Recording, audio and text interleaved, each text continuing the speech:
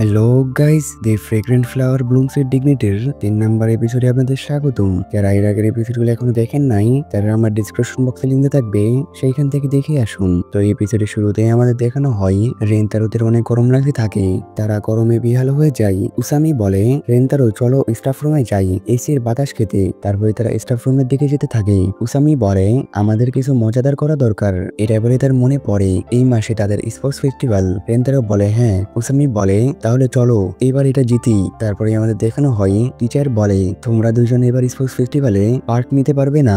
এটা শুনে উসামির অবস্থা খারাপ হয়ে যায়। সে বলে আপনি শুধু আমাদের পার্ট নিতে দিবেন না কেন? টিচার বলে সাপ্লিমেন্টারি এক্সাম আসতে চলেছে, সেটাতে ফেল করলে স্পোর্টস ফেস্টিভ্যালে পার্ট নিতে দিব না। উসামি বলে কিন্তু আপনি কিভাবে শিওর যে আমরা ফেল করব? টিচার বলে তো তোমরা কি পাশ করতে পারবে? উসামি বলে হ্যাঁ। এটা বলে সে বলে আমরা যদি পাশ করি তাহলে আপনি আমাদের প্রমিস করেন আপনি আমাদের উপহার দিবেন।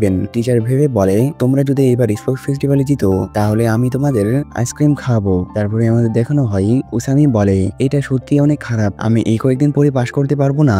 সাকু বলে তুমি একদম গাধা। উসামি তাকে বলে তুমি আমাকে পড়াশোনাতে সাহায্য করবে তাই না? সাকু বলে একদমই না, এর আগের বছর আমি তোমাকে সাহায্য করেছিলাম কিন্তু তাও তুমি ফেল করে গিয়েছিলে। ইয়োরে তার রেন্দারের কাছে আসে আর বলে তুমি কি ঠিক আছো?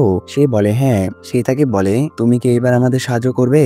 ইয়োরিতা বলে এইবার কিছু এমন জিনিস আছে যেগুলো আমিও বুঝতে পারছি না, সেই জন্য আমাদের সাকুর সাথে পড়াশোনা করতে হবে। তখন ইউসামি বলে তোমরা চাও আমরা এই ফেস্টিভ্যালে পার্ট না নিই? ঠিক আছে, তোমাদের ছাড়াই আমরা এটা করব। সাকু বলে হ্যাঁ ঠিক আছে, এটা অনেক ভালো। তখন এই রেন্তারের কাছে তার এমন মেসেজ আসে, সে বলে আজকে আমাদের সবাই ডিসকাউন্ট চলছে, তো তুমি কি ওয়াগরিসানকে আসতে বলবে? রেন্তারও ভাবে অনেকদিন ধরে ওয়াগরিসান আমাদের দোকানে আসেনি, সে অনেক বড় লোক, কিন্তু তাই বলে এটা তো না যে সে সবসময় অযথা তার টাকা নষ্ট করবে। তারপরে সে অনেক ভাবার পরে ওয়াগরিসানের কাছে মেসেজ লিখে ডিসকাউন্টের সম্পর্কে, কিন্তু সে সেটা তাকে সেন্ড করতে পারে না কারণ তার এটা অনেক অদ্ভুত লাগছিল। তারপরে স্কুল শেষ হয়ে যায় এবং আমাদের দেখানো হয় রেন্তারো ওয়াগরিসানের কাছে সেই মেসেজটি পাঠিয়ে দেয়। পাঠানোর পরে ভাবতে লাগে আশা কি করে স্টুডেন্টদের স্কুলের ভেতরে ফোন চালাতে দেয়। তখনই ওয়াগরিসান মেসেজ দেয় এবং বলে আমি এই মাসে যেতে পারবো না, আমি একটু ব্যস্ত আছি। রেন্তারো লেখে কোনো সমস্যা নেই। সে মনে মনে বলে সে কি সত্যি আসবে না? কিন্তু এটা ভেবে আমার মন খারাপ হচ্ছে কেন? তখনই উসামি তাকে লাইব্রেরিতে যাওয়ার কথা বলে পড়াশোনা করার জন্য। তারপরে আমাদের দেখানো হয় তারা দুজন লাইব্রেরিতে চলে আসে এবং ভেতরে গিয়ে পড়াশোনা শুরু করে, কিন্তু তারা কোনো কিছু বুঝতে পারে না। রেন্তারো বলে আমাদের সাকুকে সাথে নিয়ে আসা উচিত ছিল। উসামি বলে হয়তোবা সে এখনো স্কুলে আছে, তো আমি তাড়াতাড়ি গিয়ে তার থেকে ক্ষমা চাচ্ছি এবং তাদের আমার সাথে নিয়ে আসছি। এটা বলে সে সেখান থেকে চলে যায় আর রেন্তারো একা সেখানে বসে থাকে। তখনই সেখানে দুইটি মেয়ে আসে কিন্তু সেখানে কোনো সিট ফাঁকা থাকে না। এটা দেখে রেন্তারো সেখান থেকে উঠে যায় যেন তারা সেখানে বসতে পারে।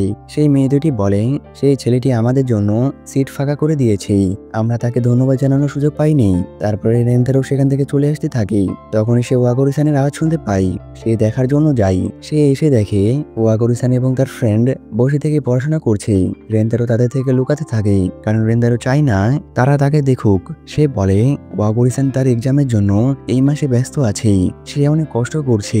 আর তাদের কথা শুনে রেন্তারো জানতে পারে ওয়াগরিসান তাদের ক্লাসের টপার। তারপরে রেন্তারো সেখান থেকে চলে আসে এবং একটি জায়গায় বসে পড়ে ভাবতে লাগে ওয়াগরিসান অসাধারণ, সে কি করে হাই স্কুলের মতন স্কুলের টপার, আর অন্যদিকে আমি চিদরের মোটামুটি বা একদমই খারাপ স্টুডেন্ট। এইসব ভাবতে ভাবতে সে সেই বেঞ্চের উপরে শুয়ে পড়ে। তখনই সেখানে ওয়াগরিসান আসে। রেন্তারো তাকে দেখে অবাক হয়ে যায় আর বলে তুমি তো এখনো ভেতরে ছিলে, এইখানে কি করে আসলে? ওয়াগরিসান বলে আমি জানালা দিয়ে তোমাকে যেতে দেখেছি, সেজন্য আমি তোমার সাথে দেখা করার জন্য চলে এসেছি, আর আমার খিদেও লেগেছিল সেই জন্য আমি খাবার নিয়ে এসেছি। তারপরে সে বলে আজকে তোমাদের দোকানে ডিসকাউন্ট চলছে কিন্তু আমি যেতে পারবো না। রেন্তারো বলে কোনো সমস্যা নেই, এই ডিসকাউন্ট প্রতি মাসে রাখা হয়। ওয়াগরিসান বলে ঠিক আছে, আমি আমার পার্ট টাইম জব থেকে কিছু টাকা রেখে দিয়ে এর পরের মাসে সেখানে যাব। রেন্তারো এটা শুনে বলে তোমরা এত বড়লোক হওয়ার পরেও তুমি পার্ট টাইম জব করো?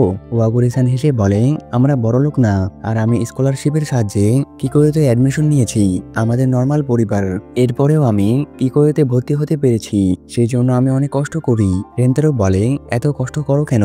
ওয়াগরিসান বলে আমি অনেক কষ্ট করে আমার বাবার থেকে কিকোয়োতে অ্যাডমিশন নেওয়ার পারমিশন পেয়েছি, সেই জন্য আমি এই সুযোগটি মিস করতে চাই না। রেন্তারো বলে আমি যত বেশি ওয়াগরিসানের সম্পর্কে জানতে পারছি আমি তত নিজেকে ঘৃণা করা শুরু করছি। তারপরে রেন্তারো ওয়াগরিসানকে বলে তুমি কি আমাকে পড়াশোনাতে সাহায্য করতে পারবে?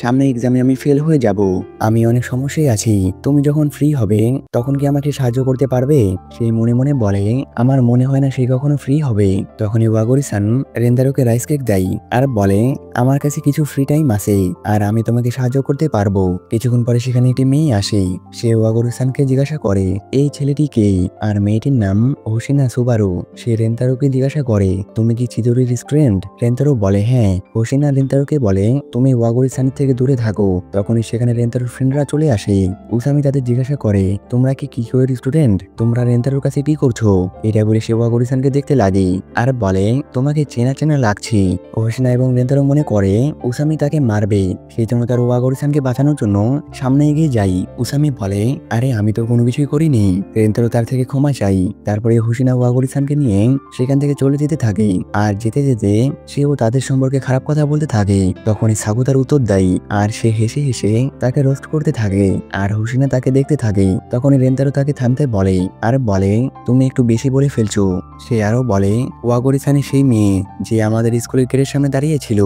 এটা শুনে উসামি বলে, সেই জন্য আমার তাকে চেনা চেনা লাগছে। তারপরে সে তার থেকে ক্ষমা চাই। সে বলে, আমি সেই দিন অনেক খারাপ ব্যবহার করেছি আর সেই দিন খারাপ আচরণ করা ঠিক হয়নি। ওয়াগরি-সান বলে, ক্ষমা তো আমার চাওয়া উচিত, কারণ এইসব কিছু আমি শুরু করেছি। আমি তোমাদের বিরক্ত করেছিলাম। তারপরে হোশিনা সেখান থেকে চলে যায় আর ওয়াগরি-সানও তার পিছে চলে যায়। তারপরে হোশিনা বলে, সব ছেলেরা একই রকম হয়, তুমি তাদের থেকে ক্ষমা চাচ্ছিলে কেন? তোমার এটা করা ঠিক হয়নি। তারপরে সে জিজ্ঞাসা করে, তুমি যে ছেলেটির সাথে কথা বলছিলে ওই ছেলেটি কেমন? ওয়াগরি-সান বলে, সে অনেক ভালো ছেলে। তারপরে আমাদের দেখানো হয় রেন্তারো পড়াশোনা করতে থাকে। সে বলে, আমি একই ভুল বারবার করছি। সাকু আমাকে শিখিয়ে দিয়েছে, কিন্তু তাও আমি এটা করতে পারছি না। আমাকে আরো কষ্ট করতে হবে। তখনই তার ফোনে মেসেজ আসে আর সেটা ওয়াগরি-সান দেয়। সেখানে লেখা থাকে, তুমি কি কিছুক্ষণের জন্য আমার সাথে কথা বলতে পারবে? রেন্তারো বলে হ্যাঁ। তখনই সে তাকে কল দেয় আর এটা দেখে রেন্তারোর ফোন হাত থেকে বেরিয়ে যায়। সে তাকে জিজ্ঞাসা করে, কোনো সমস্যা হয়েছে? ওয়াগরি-সান বলে, আজকে যা কিছু হয়েছে